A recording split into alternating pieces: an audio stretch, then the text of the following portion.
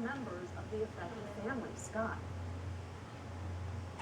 Well, it's so unnerving to people here because it's bizarre, it's mysterious, and it has been so deadly. So far, the common denominator is the house behind me right here where all the family members have been in the last week or so. 2 of them died just yesterday from this illness, and a hazmat team has been here to try to take samples to figure out what happened.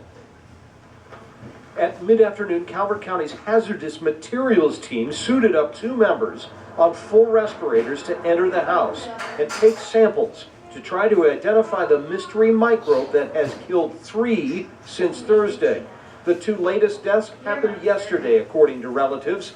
They are the 58-year-old son and 51-year-old daughter of 81-year-old Ruth Blake, the first to die of the same illness in this house last week.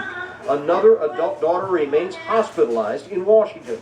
All were caring for Mrs. Blake as she became critically ill with a pneumonia-like illness. It is apparently a pneumonia due to some germ. The county's health officer, Dr. David Rogers, issued an alert. I think this is highly unusual, and that's why it's clearly newsworthy.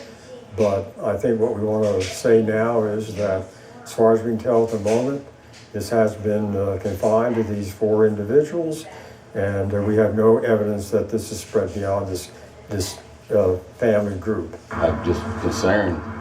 It's a really big loss to the family. Members of the Blake's extended family say they have been contacted by health officials. Some, like Blake's nephew, Carl Locke, say they have been checked by doctors for symptoms. We got a large family and everybody's concerned about what's going on. She's my husband's cousin. More distant relatives scattered throughout the community are worried. I don't know a lot. I'm just trying to find out so I can take, precautions for my family. Meanwhile, Calvert County school officials notified parents to be watchful for any signs of illness. It's upsetting to think that there's something out there that we don't know what it's all about. But at this point, doctors believe this unusually deadly bug appears to be confined to a single, very unlucky family in mourning.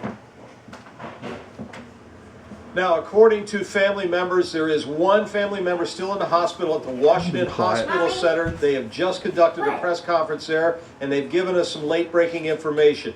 2 of the family members who died apparently had signs of influenza A, according to doctors at Washington Hospital Center.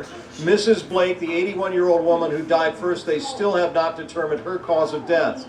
The State Health Department and the U.S. Centers for Disease Control are involved in this investigation, trying to get to the bottom of it.